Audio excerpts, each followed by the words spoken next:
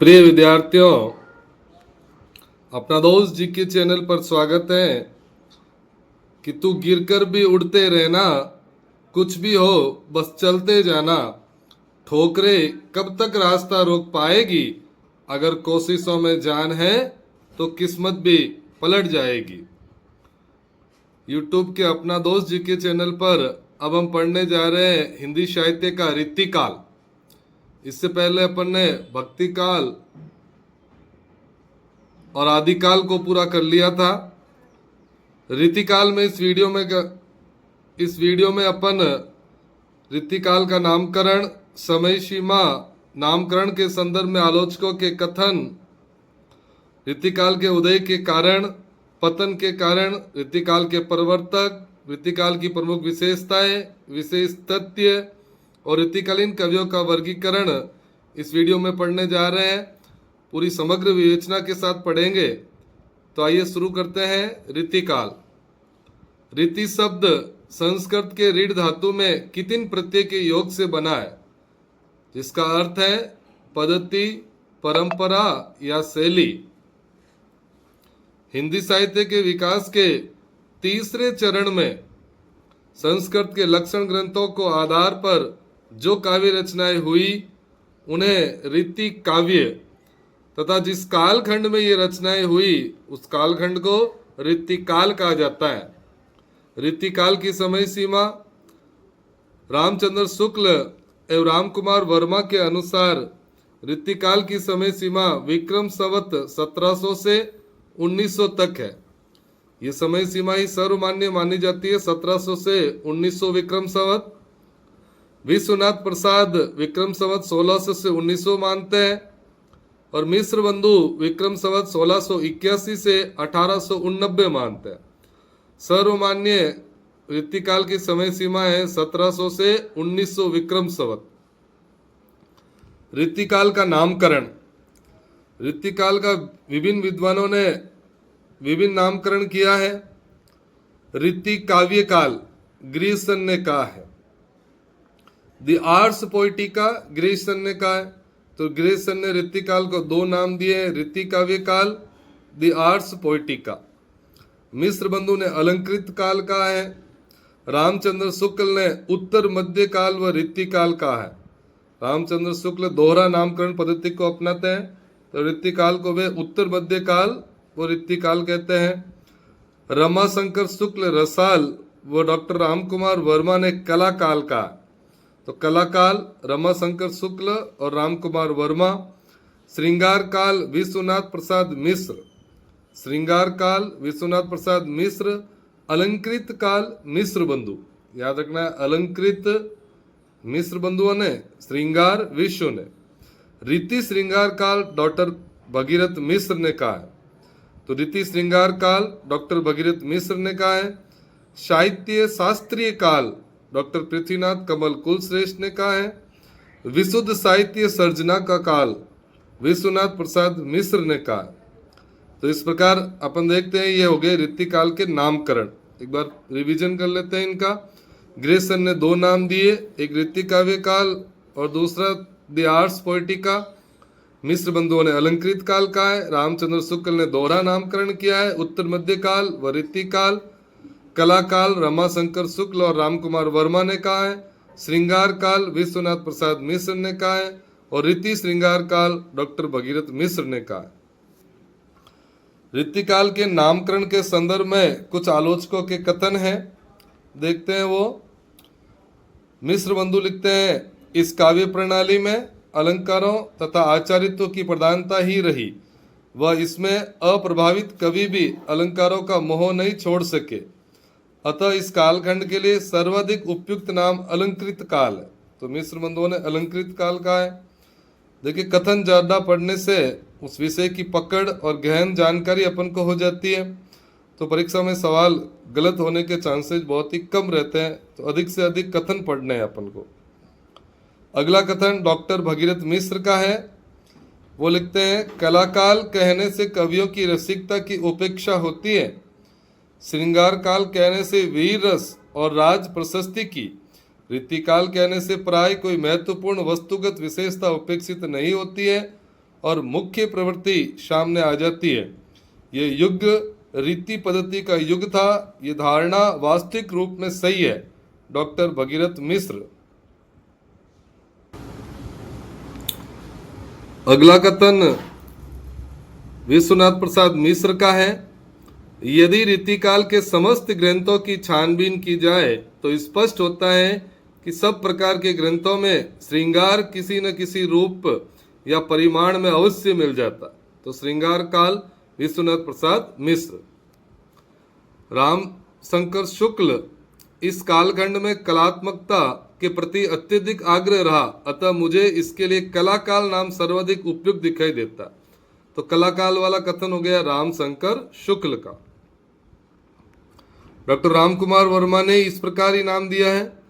इस काल को कलाकाल नाम देना समीचीन ज्ञात होता है।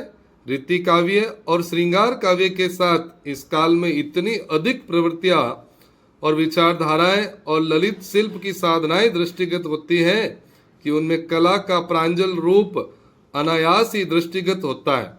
डॉक्टर रामकुमार वर्मा। एक कथन रामचंद्र शुक्ल का है। वास्तव में श्रृंगार और वीर इन दोनों रसों की कविता इस काल में हुई। प्रधानता श्रृंगार रस की रही। इससे इस काल को रस विचार से कोई श्रृंगार काल कहे तो कह सकता है। रीतिकाल के उदय के कारण आचार्य रामचंद्र शुक्ल के अनुसार आश्रयदाता राजाओं की अभिरुचि के कारण रीतिकाल का उदय हुआ। हजारी प्रसाद द्विवेदी मानते हैं कि संस्कृत के लक्षण ग्रंथों से प्रेरणा लेकर रीति काव्य लिखा गया, फलस्वरूप रीतिकाल का उदय हुआ। डॉक्टर नगेंद्र रीतिकाल के उदय के बारे में लिखते हैं, दरबारी संस्कृति के प्रभाव से कवि हताश और विनाश हो गए थे, फलस्वरूप रीति काव्य लिखा गया। तो दरबारी संस्कृति वाला कथन डॉक्टर नगेंद्र का है। डॉक्टर नामवर सिंह कहते हैं काव्य में नवीनता लाने के कारण रीति काव्य लिखा गया। तो नवीनता नामवर सिंह। रीतिकाल के पतन के कारण, ये भी मोस्ट प्रश्न है। काव्य में लोक मंगल की भावना का अभाव सबसे प्रमुख या प्रधान कारण कहा जाए रीतिकाल के पतन का, तो यही था, काव्य में लोक मंगल की भावना का अभाव। अत्यधिक रसिकता एवं श्रृंगारिकता भी इसके पतन का एक कारण बनी। इसके अलावा चमत्कार अतिशयता भी इसमें थी। रीतिकाल के प्रवर्तक, महत्वपूर्ण प्रश्न बनता है। रामचंद्र शुक्ल के अनुसार रीतिकाल के प्रवर्तक चिंतामणि त्रिपाठी है। तो रामचंद्र शुक्ल चिंतामणि त्रिपाठी को रीतिकाल का प्रवर्तक मानते हैं। डॉक्टर नगेंद्र और विश्वनाथ प्रसाद मिश्र के अनुसार केशवदास। वैसे सर्वमान्य रूप से केशवदास ही रीतिकाल के प्रवर्तक माने जाते हैं। तो रीतिकाल के प्रवर्तक केशवदास। रीतिकाल के प्रवर्तक के संदर्भ में रामचंद्र शुक्ल लिखते हैं, हिंदी में रीति ग्रंथों की अखंड परंपरा चिंतामणि से चली, अतः रीतिकाल का आरंभ उन्हीं से मानना चाहिए। तो रामचंद्र शुक्ल चिंतामणि को मानते हैं। डॉक्टर नगेंद्र लिखते हैं, हिंदी काव्य शास्त्र की परंपरा में ही केशव के आचार्यत्व पर विचार करें तो केशव का महत्व असंदिग्ध है। उनको हिंदी काव्य शास्त्र एवं रीतिकाल का प्रवर्तक होने का गौरव प्राप्त है। डॉक्टर नगेंद्र, तो डॉक्टर नगेंद्र के अनुसार केशवदास रीतिकाल के प्रवर्तक है। रीतिकाल के कुछ विशेष तथ्य पढ़ते हैं, यहां से महत्वपूर्ण प्रश्न बनेंगे। रीति परंपरा का प्रथम ग्रंथ हित तरंगिणी है, जो कि कृपाराम ने लिखा था। तो रीति परंपरा का प्रथम ग्रंथ कृपाराम कृत हित तरंगिणी, जिसका रचना काल 1541 ईस्वी था। इसमें 400 छंद है और नायिका भेद का वर्णन है। रीतिकाल को ललित कलाओं का श्रृंगार काल कहा जाता है। मार्कंडेय वाजपेयी ने रीतिकाल को गुंडेपन व सोहदेपन की हरकत कहा है। रीतिकाल में प्रधानता श्रृंगार की रही, किंतु वीर एवं भक्ति रसों की रचनाएं भी हुई। रीतिकालीन कवियों का श्रृंगार के प्रति दृष्टिकोण भोग परक था। प्रेम के उच्चतर सोपानों तक वे नहीं जा सके। प्रेम की अनन्यता, एकनिष्ठता, त्याग, तपस्या इत्यादि उदात्त पक्ष उनकी दृष्टि में बहुत कम आ पाए हैं। डॉक्टर नगेंद्र ने कहा। तो उनका विषय भोगपरक था, प्रेम के उच्चतर सोपानों तक वे नहीं जा सके डॉक्टर नगेंद्र। अब देखते हैं रीतिकाल की विशेषताएं या प्रवृत्तियां। यहां से प्रश्न बनता है रीतिकाल की प्रवृत्ति के संदर्भ में।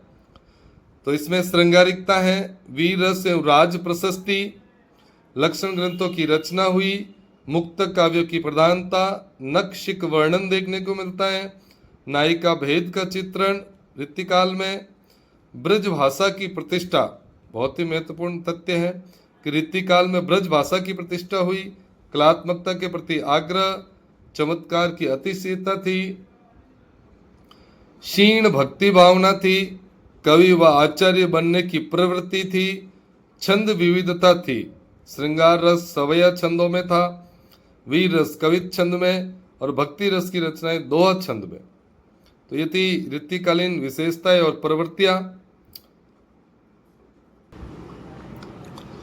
अब हम पढ़ रहे हैं परीक्षा उपयोगी बहुत ही महत्वपूर्ण बिंदु। आचार्य विश्वनाथ ने रीतिकाल के कवियों को निम्न 3 भागों में बांटा है। तो रीतिकाल के कवियों का वर्गीकरण, यहाँ से प्रश्न बनता है कि कौन सा कवि किस वर्ग का है। तो विश्वनाथ के अनुसार 3 वर्ग किए गए रीतिकालीन कवियों के। पहला है रीतिबद्ध कवि, दूसरा रीति सिद्ध कवि और तीसरा रीति मुक्त कवि। रीतिबद्ध कवि जिन्होंने संस्कृत के लक्षण ग्रंथों के आधार पर लक्षण ग्रंथ लिखे एवं काव्य रचना की तथा कवियों को काव्य रचना के लिए निर्दिष्ट किया, वो थे रीतिबद्ध कवि। रीति सिद्ध कवि जिन्होंने लक्षण ग्रंथ नहीं लिखे किंतु रीतिबद्ध कवियों आचार्यों द्वारा बताए गए मार्ग पर चलकर काव्य रचना की, रीति सिद्ध कवि।